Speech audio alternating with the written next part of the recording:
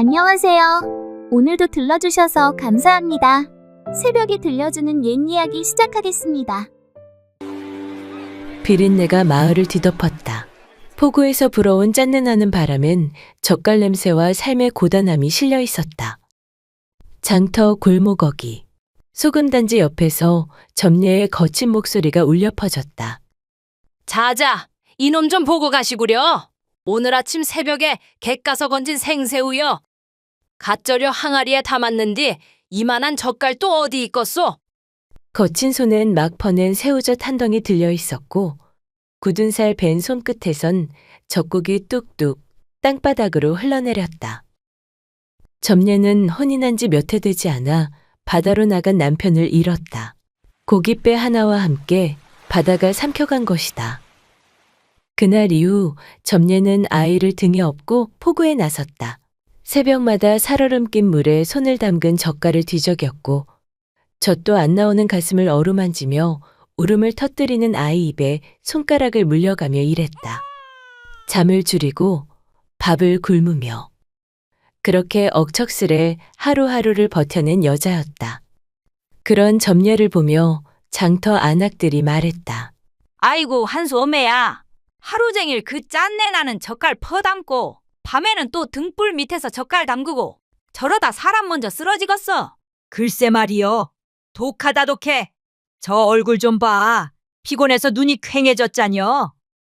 그러거나 말거나 점례는 칼을 손에서 놓지 않았다.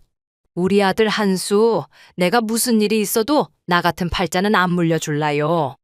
저놈만큼은 글 공부시켜서 서리빨 같은 세상에 대가리 안 숙이고 살게 해줄 텐께. 그녀에겐 단 하나, 이 한수, 그 이름 석자가 세상의 전부였다. 가난은 피할 수 없었지만 굶는 맘만은 대물림하고 싶지 않았다. 지긋지긋한 가난을 발로 걷어차듯 점례는 하루도 쉬지 않고 젓갈을 퍼담았다. 장터 한쪽 젓갈 항아리 틈 사이 나무 판자 하나를 덩그러니 올려 글을 외우던 아이가 있었다. 바로 점례의 아들 12살 한수였다. 햇살은 아직 비린내 속을 떠돌았고 한수는 그 틈에서도 글을 외웠다. 그 모습을 본 장터 사람들은 지나가며 한마디씩 거들었다. 저 녀석도 저기 앉아있구먼. 서당도 안 다녔다던디. 아따, 저놈이 책귀신이요. 혼자 천자문 다 뗐다는디 뭐. 그 모습을 지켜보던 점례는 입꼬리를 슬며시 올리자 그 옆에서 생선을 손질하던 안악이 감탄을 터뜨리며 말했다. 점례야. 젓갈 팔던 네 손에서 과거 급제한 인물이 나오는 거 아니여? 이 장터 바닥서 그런 일 터지면야 가뭄에 콩나도 놀라 자빠질 판이제. 점례는 피식 웃더니 생선살 한 토막을 내려치며 말했다. 지가 날 닮아봐야 글귀 한 줄 못 외웠을 거고 지애비 닮았음 바다로 나갔겠지. 허지만 말이여. 그놈 머릿속엔 글자가 살고 있은께 내 그거 하나 믿고 사는겨. 나무 판자 위 비린내 밴 손에 낡은 책 한 권을 꼭 안은 채 한수는 또박또박 글자를 짚어나갔다. 그때였다. 장터 어귀에선 아이들 웃음소리가 오르내렸다. 하지만 그 웃음은 곧 조롱과 손가락질로 뒤바뀌었다. 저기 도둑년 딸이다. 6살 옥수는 장터 돌담 밑에 쪼그리고 앉아 있었다. 누더기 치마자락을 꼭 움켜쥔 채 땅바닥만 내려다보던 옥순에게 어느새 돌멩이 하나가 날아들었다. 네 애미가 남의 집 엽전 훔쳐 달아났다더라? 피는 못 속이지. 에이, 이 도둑년. 아이들이 쏟아내는 말들은 아직 글자도 채 익히지 못한 옥순의 가슴을 비수처럼 파고들었다. 그 순간 더 큰 돌 하나가 휘익 날아와 옥순의 이마를 정통으로 쳤다. 이마가 갈라지며 선홍빛 피가 줄줄 흘러내렸고 옥수는 그 자리에 고꾸라졌다. 좌판 옆. 책을 읽던 한수는 웅성이는 소리에 고개를 들었다. 누군가 쓰러졌다는 말에 그는 곧장 책을 덮고 자리에서 일어섰다. 거참, 또 그러고들 있구나. 그는 아이들 사이를 헤치고 옥순에게 다가갔다. 피로 젖은 이마, 바닥에 흩어진 조약돌, 그리고 치맛자락을 꼭 쥔 채 덜덜 떨고 있는 손. 니 괜찮으냐? 옥수는 울지도 않은 채 말도 없이 그저 조용히 고개만 숙이고 있었다. 한수는 조심스레 주머니를 뒤적였다. 그리고 낡은 헝겊 손수건 하나를 꺼내어 옥순의 이마 위에 천천히 올렸다. 자, 이거 이마에 대고 있어라. 그 말에 옥수는 흠칫 고개를 들었다. 그제야 마주친 한수의 얼굴. 그 눈동자 속엔 따스한 햇살 같은 맑은 빛이 어려 있었다. 네 이름이 뭐냐? 옥순이요. 최옥순. 한수는 빙긋 웃으며 고개를 끄덕였다. 옥순이? 앞으론 바보같이 가만히 있지 말고 니도 한 번쯤은 돌을 던져야지. 조용히 건넨 그 말에 옥순의 입가가 삐죽 일그러졌다. 울음을 삼키던 입술이 떨리더니 끝내 그 조용한 틈 사이로 눈물이 흘렀다. 그날 이후 도둑년의 딸과 젓갈장수의 아들, 두 아이의 인연은 그렇게 시작되었다. 며칠 뒤 장터 한켠. 그 틈새에서 낡은 치마를 끌고 쪼그려 앉아 있는 한 아이를 보며 안악들이 수군거리기 시작했다. 저기 저 아가 도둑년 딸내미 아니여. 또 돌 맞고 쪼그려 앉아있더라니께. 아이고 그 집은 지지리도 복도 없지. 지 애미란 년이 남의 집 엽전 훔쳐서 딴 놈이랑 도망갔다잖소. 또 한 명이 말꼬리를 물었다. 아이고 저년 팔자도 지 애미 닮으면 사나울겨. 지 아비는 술 퍼먹다 바다에 빠져 죽었다잖아. 요즘은 친척집 전전하며 거짓골이라더만. 뼈가 가시보다 더 뾰족한 말들이 점례의 귓가를 조용히 후벼 팠다. 장터 사람들의 수군거림 속에 은빛 전갱이를 썰던 그녀의 손이 문득 멈췄다. 고개를 들어보니 옥순이 기댈 곳 하나 없이 무릎을 꼭 감싼 채로 쪼그려 앉아 있었다. 점례는 한숨을 내쉬듯 말했다. 허참, 저 아가가 뭔 죄라고. 점례는 칼을 다시 들어 생선을 반으로 내리치며 툭 입을 열었다. 애가 무슨 죄가 있간디? 그 애미란 년이 나쁜 년이지. 아가가 뭘 안다고 욕을 먹어야 쓰겄어. 말을 끝낸 점례는 좌판 옆에 놓아둔 삶은 옥수수 하나를 집어들고 옥순에게 다가갔다. 아가야, 그림자처럼 다가온 점례가 말없이 옥수수를 쥐어주며 옆에 와 쪼그려 앉았다. 에이구 이거나 묵어. 아짐이 한소 쪘다. 배는 채워야지. 그래야 눈물도 덜 나지. 옥수는 눈을 들어 점례를 바라보았다. 배는 고르면 안 되는 기라. 사람이 아무리 서러워도 말이여. 그리고 다시 좌판으로 돌아가 칼을 들고 생선을 썰었다. 비늘은 햇살 속에 흩날렸고 그날 처음으로 옥수는 자기에게 손 내밀어준 어른이 있다는 걸 알게 되었다. 그로부터 10여 년이 흘렀다. 바닷바람이 마을을 휘감던 그날 장터 끝 골목에 뜬금없는 고함이 터져나왔다. 이 한수가 급제했단다. 뭐라카노? 진짜로? 그 젓갈장수 아짐의 그 아들 말이가? 마을 전체가 발칵 뒤집혔다.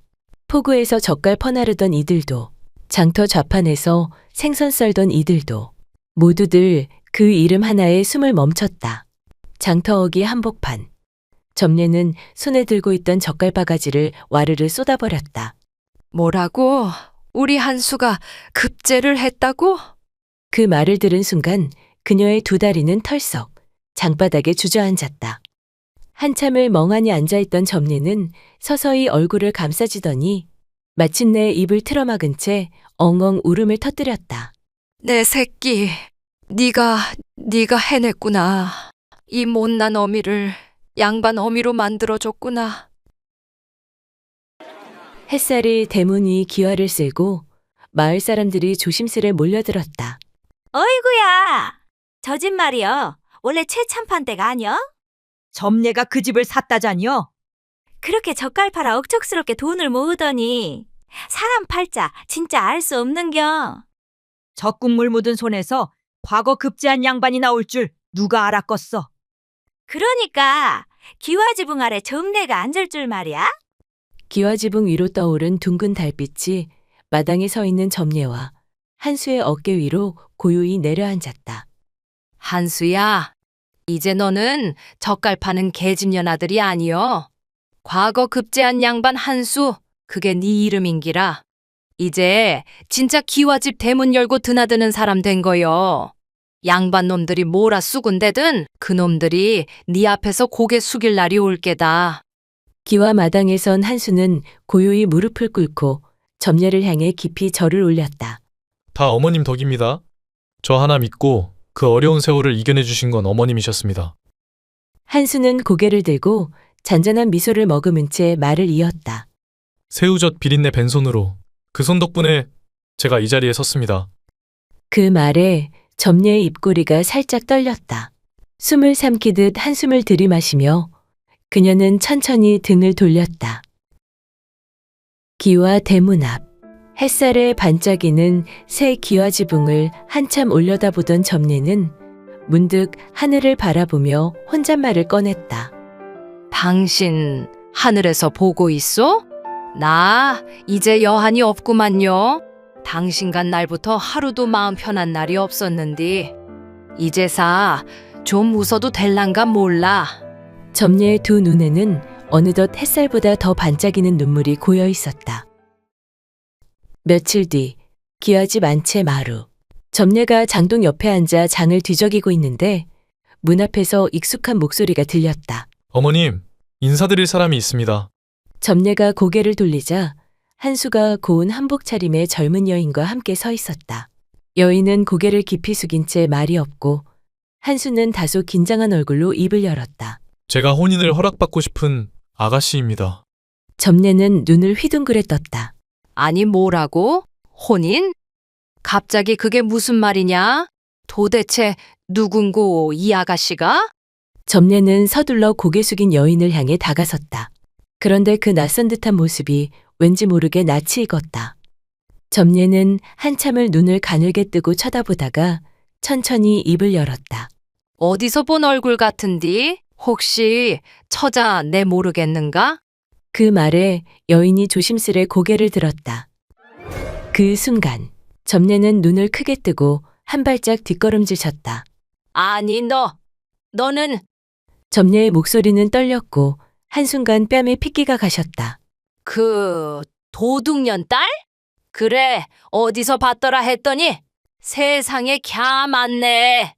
어디서 낯이 익다 했지?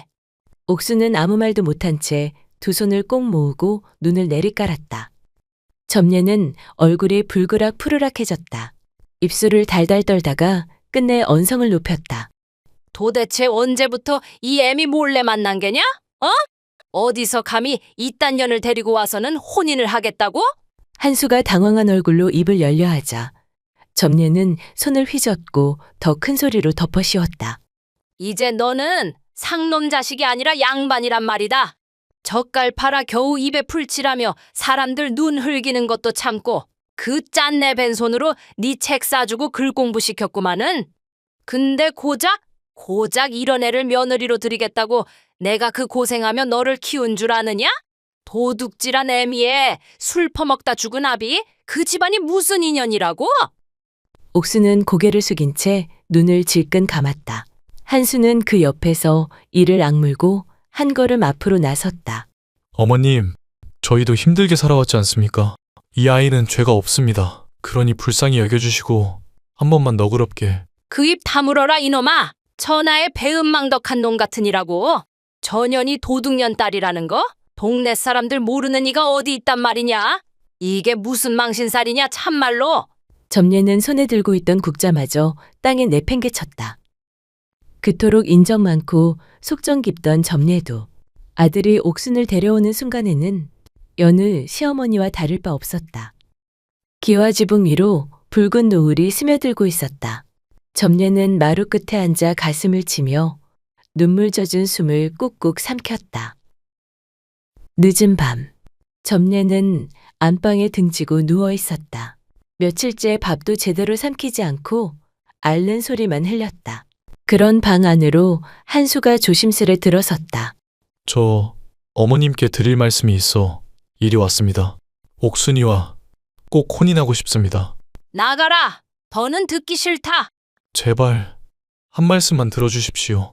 그 아이 어릴 적부터 손가락질 받고 지 집도 없이 친척 집을 떠돌며 살았습니다. 남의 집에 들어가 구준이라며 사람 구실도 못하고 살았던 가엾은 여인입니다. 그래서 이름값도 못하는 그 천한년 하나 구하자고 혼인을 하겠다는 게냐? 왜 하필 그년이냐 이 말이다. 내가 너를 어떻게 키웠는데 내 손에 젖국물 마르지 않게 모은 돈으로 네 기와집 사주고 과거 붙여서 양반 만들어 놨더니 데려온다는 계집이 그년이냐? 저도 어머님 손에 젓갈 담그며 자랐사옵니다. 그 손 한 번도 탓한 적 없사옵니다. 옥순이도 가진 건 없지만 그 마음만은 누구보다 따뜻한 아이입니다. 어머님이 절 품어주셨듯 소자도 그 아이 곁을 지키고 싶사옵니다. 그제야 점례의 어깨가 천천히 떨려왔다. 등을 보인 채로 한참을 숨죽이던 점례는 소리 없이 눈물을 떨구었다. 그리하여 끝내 한수의 고집을 꺾지 못하고 점례는 혼인을 허락하고 말았다. 하지만 옥순을 마주할 때마다 점례의 입에서는 모진 말이 먼저 튀어나왔다. 이게 밥상이라고 올린 거냐? 무는 입에서 아삭대고 국은 맹물보다 못하구먼. 점례가 숟가락을 내려놓고 혀를 차며 말했다. 밥상 하나 제대로 못 차리는 걸 보니 애미 없이 자란 티가 그냥 줄줄 흐르네. 밥상 하나에서도 천한 냄새가 확 풍기자녀. 점례는 날끝마다 옥순의 집안사, 과거사를 들먹였다. 옥순은 말없이 그저 고개만 숙인 채 조용히 상을 물리고 다시 부엌으로 들어갔다. 뒤두물 물은 볕이 안 들어서 장독대 앞 우물물 쓰라 했잖냐? 대체 말을 몇 번을 해야 알아듣는겨? 네 귀에는 사람 말이 안 들리냐? 입 한번 뻥끗 안 하고 꿔다 놓은 보리자루요? 아니면 바보요? 나 원 속 터져서. 한수는 가시돋친 말들을 쏟아내는 어머니를 보며 조심스레 입을 열었다. 어머님, 그리 모질게 하실 것까진 없잖습니까? 모질다니? 내가 2년을 며느리로 들이기까지 어디 속 한번 편했던 날이 있간디? 그날 밤 한수는 바느질하던 옥순의 손을 조심스레 잡았다. 그 손은 거칠고 여기저기 멍이 들어 있었다. 가만히 손을 감싸진 채 한수가 낮은 목소리로 속삭였다. 옥순아, 말씀은 거칠어도 속정은 깊은 분이시니 어머님 말씀은 너무 마음에 두지 말거라. 그러자 옥순이 천천히 고개를 저으며 한수의 손등이에 자기 손을 포개었다. 아닙니다, 서방님. 어머님이 이리 받아주신 것만 해도 감사한 마음뿐이지요. 그날 밤 한수는 옥순의 손을 꼭 쥔 채 오래도록 잠들지 못했다. 어느 날 해가 기울 무렵 한수는 종이와 붓을 내려놓고 기침을 삼키듯 입을 가렸다. 피 맺힌 가래가 손수건에 얼룩졌다. 그는 조용히 그것을 접어 품에 감췄다. 그날 이후 한수의 병세는 눈에 띄게 깊어졌다. 며칠째 밥숟가락도 잘 들지 못하고 밤마다 지독한 기침에 잠을 이루지 못하는 날이 잦아졌다. 옥수는 조용히 그 곁을 지키며 죽을 쓰고 찜질을 하고 이마에 식은땀을 닦았다. 약방에선 허파가 약해졌다더이다. 한약도 다려왔어요, 서방님. 그녀의 말에 한수는 억지로 웃었다. 이 몸 하나 지키자고 네가 이 고생을 다 하네. 점례는 멀찍이서 그 광경을 지켜보다가 결국 내뱉고 말았다. 이래서 여자는 참말로 잘 들여야 하는 게다. 복도 없는 년이 이제는 지 서방까지 잡아먹고 있으니 네 몸 이 모양 이 꼴 된 거 다 2년 탓이 아니면 뭐겠느냐 말이다. 어머님, 옥순이 놀라 고개를 숙였고 한수는 애써 목을 세웠다. 그만하세요. 제가 아픈 게 왜 옥순이 탓입니까? 입 다물어라. 내가 네 키우느라 그 고생 다 했는데 이제 와서 병든 네 꼴이나 보자고 했나? 이게 다 그 계집 복 없는 팔자 때문이다. 옥수는 말없이 그저 고개만 떨궜다. 그날 밤 그녀는 찬물에 손을 담그고 다음날 다릴 약재를 손질했다. 점례가 욕을 퍼부을 때도 이웃들이 수군거릴 때도 그녀는 단 한 번도 한수 곁을 떠나지 않았다. 허나 옥순의 지극한 정성에도 점례에 애타는 마음에도 한수의 몸은 날이 갈수록 쇠약해져만 갔다. 맑던 목소리는 어느새 피 섞인 기침으로 바뀌고 젊은 선비의 방 안은 한숨과 신음이 점점 더 오래 머물렀다. 약 한 첩이라도 더 지어야 되겠어요. 한양 약방에서 쓰는 인삼이 좋다 했으니 다녀오겠습니다. 새벽 전에 돌아올게요. 구슬땀을 흘리며 장터를 헤매는 옥순의 손에는 약초 꾸러미가 쥐어 있었고 손가락은 온통 덧나 있었다. 밤이면 밤마다 기침 소리에 잠들지 못해 옥순은 등을 토닥이고 죽을 식혀 수저로 입에 떠넣었다. 그 모습을 멀리서 지켜보던 점례는 문틈 사이로 조용히 눈을 감았다. 한수야, 그 기침을 달고 산 지가 벌써 얼마여. 어찌 그리 낫지를 못하는 게냐. 이 애미는 걱정이 되어 밤잠을 편히 자본 적이 없다. 점례는 결국 눈물을 흘렸다. 그러다 방에서 나오던 옥순과 마주쳤다. 옥순이 조심스레 입을 열었다. 어머님, 약방에서 기침에 좋다는 약재를 구해다 준다 하였사옵니다. 내일 아침 일찍 다녀오겠사오니 부디 조금만 더 기다려 주십시오. 서방님, 분명 나아지실 것이옵니다. 그렇게 말한 뒤 옥순은 마르지 않은 죽그릇을 두 손에 꼭 쥔 채 조심스레 방 안으로 들어섰다. 그녀는 야위어가는 한수를 바라보다 참았던 눈물을 떨궜다. 그때 한수의 손끝이 천천히 그녀의 손등 위로 스며들었다. 옥순아, 미안하다. 내가 네 인생까지 이렇게 힘들게 만들어 놓고. 그 말에 옥수는 고개를 들어 눈물 고인 눈으로 미소 지으며 말했다. 그런 말씀 마세요. 전 서방님이 계셨기에 지금까지 버틸 수 있었던 겁니다. 부디 어머님 생각하셔서 얼른 일어나셔야지요.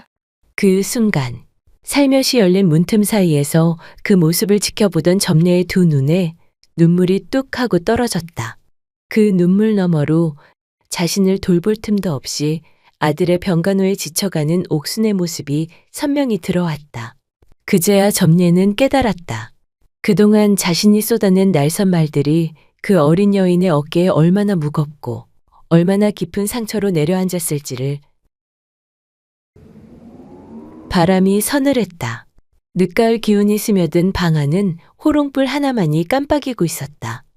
한수는 거의 말이 없었다.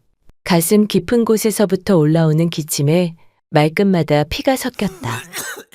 그의 손을 꼭 쥔 점례는 눈시울을 붉히며 낮게 속삭였다.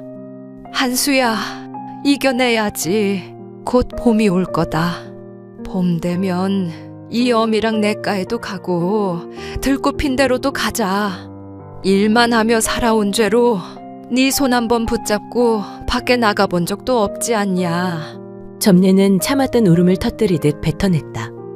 이 어미가 젓갈 팔아 모은 돈 다 네 신분 바꿔주고 기와집 사주고 양반 만들어주면 그럼 됐다 싶었다. 너만 잘 되면, 너만 잘 살면 이제 웃을 날만 남았다 싶었는데 왜 네가 이러냐? 왜? 점례는 떨리는 손으로 한수의 이마를 쓸어내렸다. 한수는 마른 입술을 달싹이며 힘겹게 말을 이었다. 어머니, 죄송합니다. 일이 걱정만 끼쳐드려서. 저는 늘 어머니께 짐만 된 것 같아 마음이 아팠습니다. 어머님께서 젓갈을 담그시며 그 비린 손으로 저를 길러주실 적에도 그 손이 세상 무엇보다 따뜻하다고 여겼사옵니다. 그저 한 번이라도 어머니 손 꼭 붙잡고 한양 구경 한 번은 꼭 시켜드리고 싶었사온데 이 못난 자식 용서하십시오. 한수는 숨을 고르듯 눈을 감았다가 다시 천천히 떴다. 어머니, 옥순이 너무 미워하지 마세요. 저보다 더 고된 길을 걸어온 아이잖습니까? 그는 미소를 띤 채 어머니의 손등을 느리게 문질렀다. 고마웠습니다. 이렇게 저를 키워주셔서 정말 고맙습니다, 어머니. 그리곤 눈물에 젖은 옥순을 바라보며 마지막 말을 남겼다. 옥순아, 울지 마라. 행복하게 해주겠노라 데려와 놓고 미안하다. 우리 어머니 부디 잘 부탁한다. 그 말과 함께 한수는 조용히 눈을 감았다. 숨이 아주 조용히 멈췄다. 한수야, 제발. 눈 한 번만 딱 떠보자. 응? 이 어미가 아직 다 못해줬다, 내 새끼야. 이 어미, 너 없이 어떻게 살라고 이러느냐, 이놈아. 점례는 한수의 가슴에 얼굴을 묻고 그토록 울지 않던 여인이 들꽃처럼 꺾인 울음을 쏟아냈다. 그렇게 한수는 그날 새벽 조용히 세상을 떠났다. 책상 위엔 손때 묻은 책 한 권, 그리고 옥순이 준비해 놓은 약초 꾸러미가 남아 있었다. 차가운 흙 위에 작은 비석 하나가 덩그러니 놓였다. 그 앞에 옥수는 무릎을 꿇고 앉아 가만히 머리를 조아리고 있었다. 그 뒤로 점례가 조용히 다가왔다. 한참을 말없이 서 있던 점례는 무겁게 입을 열었다. 한수야, 너는 내 전부였는데 그래서 옥순이를 미워했다. 자꾸만 너를 뺏긴 것 같아서.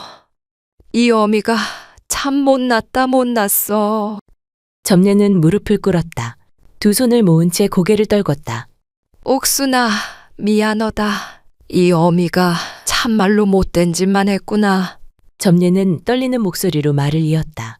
너는 죄가 없는 아이라는 거 누구보다 내가 잘 알면서도 괜스레 너를 원망하고 미워하고 그저 내 맘이 아픈 걸 네 탓으로 돌렸던 게야.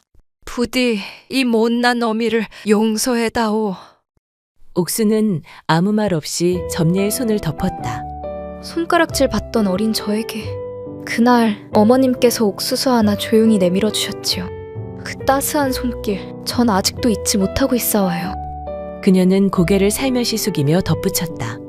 이런 며느리를 그래도 품어주셔서 감사합니다, 어머니. 그 말에 점례는 아무 말도 하지 못한 채 손등을 덮은 옥순의 손을 천천히 감쌌다.